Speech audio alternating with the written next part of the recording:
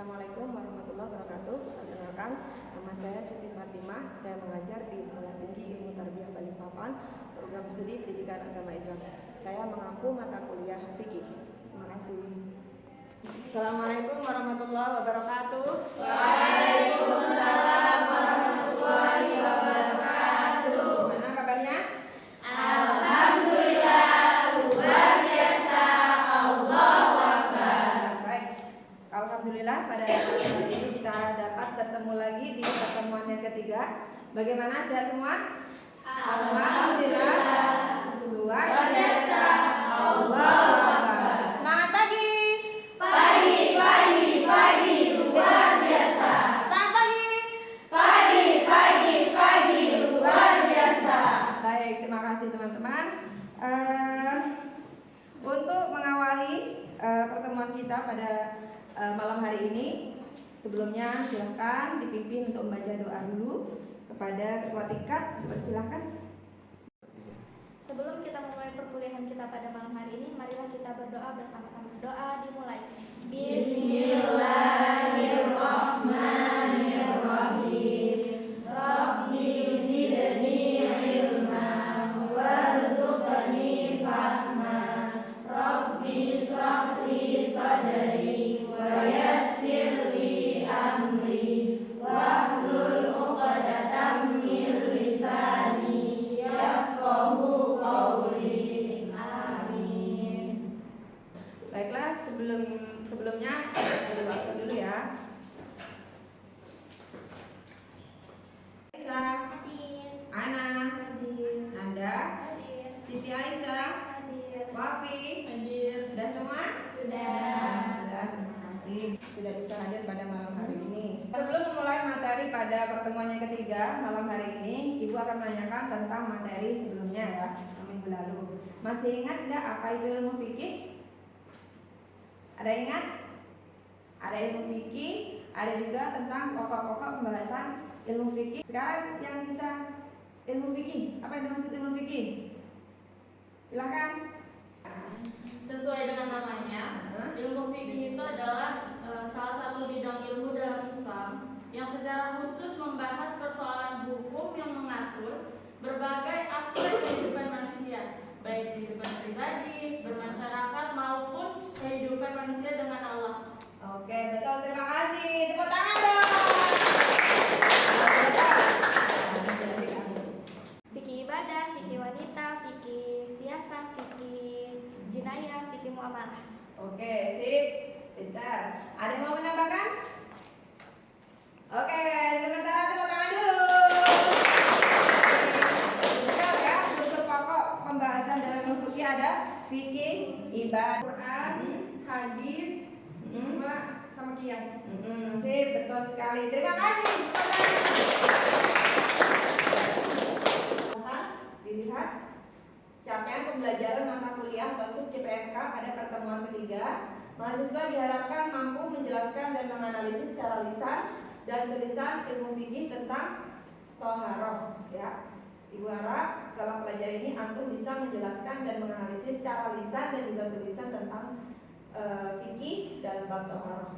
Nah, indikatornya apa saja? Kemampuan menjelaskan dan menganalisis secara lisan dan tulisan, pengertian thaharah, dasar hukum thaharah dan juga jenis-jenis thaharah. Baiklah, sekarang silahkan kalian simak tentang materi di pertemuan ketiga ini, yaitu tentang thaharah. Silahkan. Thaharah berarti bersih atau bersuci. Menurut istilah, thaharah berarti suatu kegiatan bersuci dari hadas dan najis, sehingga seseorang diperbolehkan beribadah. Kegiatan bersuci dari hadas, wudu, tayamum, mandi wajib.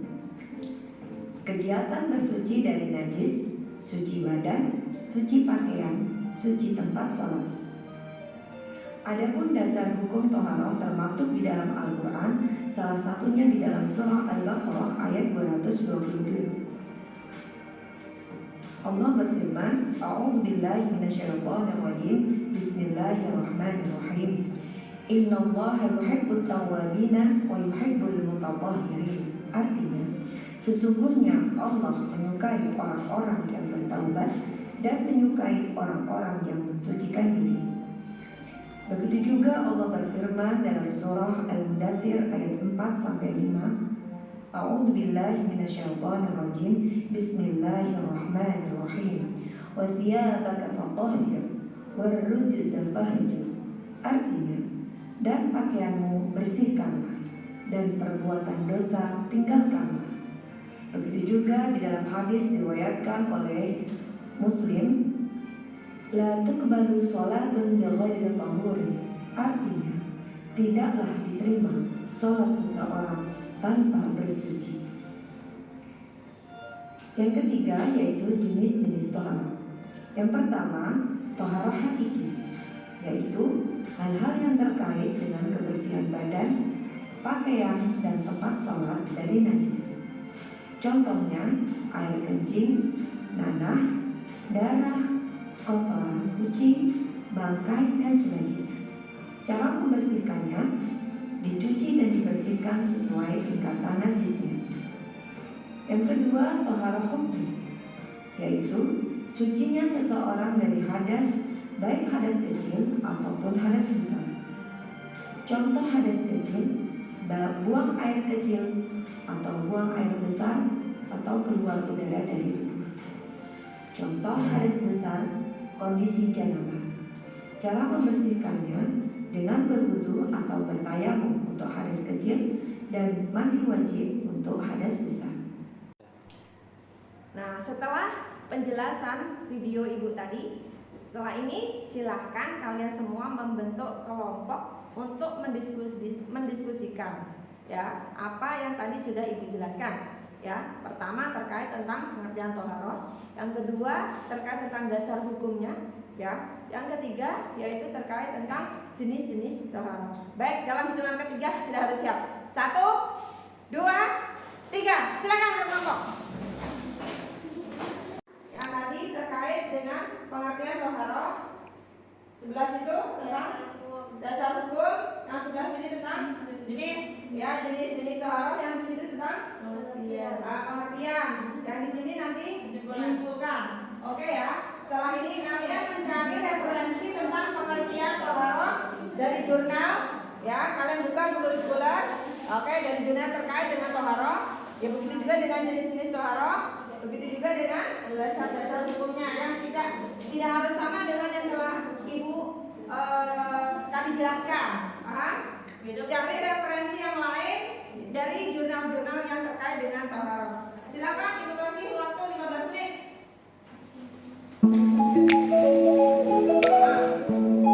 Sudah dapat?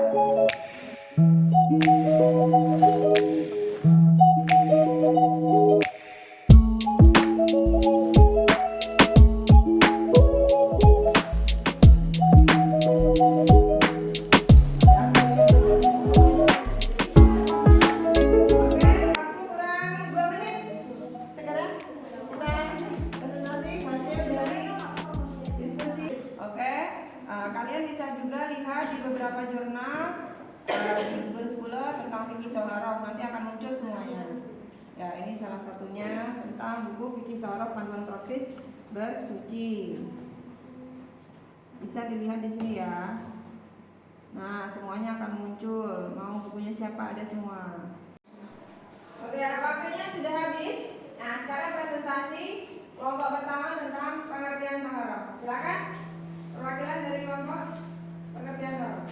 Toharoh adalah kegiatan bersuci dari hadas dan najis untuk melakukan hal-hal tertentu seperti sholat. Ya. Terima kasih, tepuk tangan dong.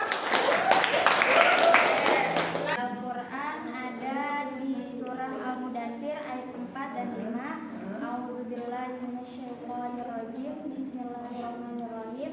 Wa thiyabaka fatahhir ar-rujza fahjur.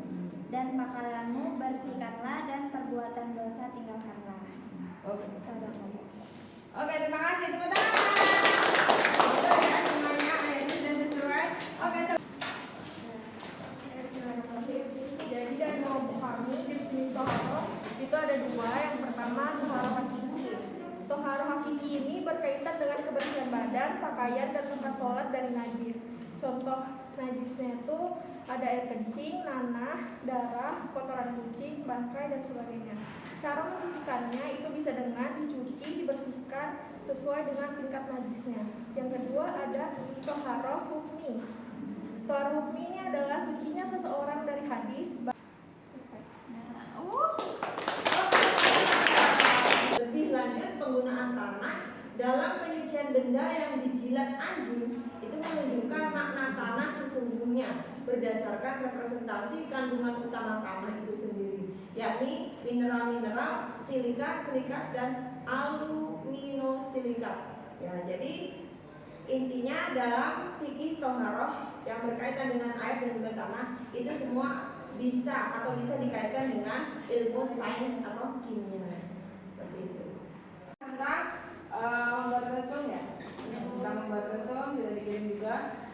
Selanjutnya Ibu akan menjelaskan sedikit tentang toharoh dalam moderasi beragama. Tahu kan artinya toharoh tadi?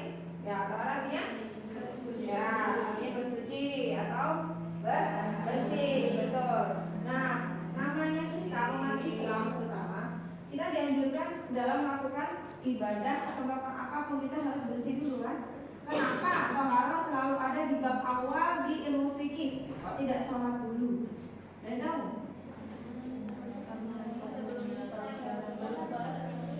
Kenapa? Kenapa kok tidak sholat dulu bab awal dalam ilmu fikih? Kenapa toharoh? Ya, masyarakat yang ada di situ tanpa melihat latar belakang agama apa, rasnya sukunya maka akan tercipta toleransi kerukunan antar umat beragama seperti itu. Nanti ketika antum semua ya, ketika mengajar atau membuat RPP ya, RPP usahakan semua RPP dikaitkan dengan moderasi beragama ya, ada kaitannya dengan nilai-nilai moderasi beragama ya, terutama yang mengajar fikih di lembaga masing-masing ya, ataupun yang mata pelajarannya. Selanjutnya kesimpulan dari pembahasan kita pada malam hari ini yaitu yang pertama pengertian taharah. Menurut istilah fikih, taharah yaitu membersihkan diri dari hadas atau najis dengan cara berwudu, mandi ataupun tayamum. Selanjutnya yang kedua yaitu adalah dasar-dasar hukum taharah. Adapun dari Quran surah Al-Baqarah ayat 222. Selanjutnya Quran surah Al-Mudaththir ayat 4 sampai 5 dan hadis riwayat Muslim. Selanjutnya yang ketiga jenis-jenis taharah yaitu terbagi menjadi dua yaitu taharah hakiki dan taharah hukmi. Sebenarnya akan Ibu beri dulu tugas dalam struktur mandiri ya. Pertama, buatlah resum materi hari ini minimal 2 paragraf. Setelah itu jelaskan hasil resum yang sudah kalian buat di depan teman-teman kalian. Setelah itu hasil resum silahkan dikirim ulang, diketik dan dikirim ulang dan dikirimkan ke link berikut yang sudah Ibu kirimkan. Bisa? Silahkan dibuat resumnya sekarang.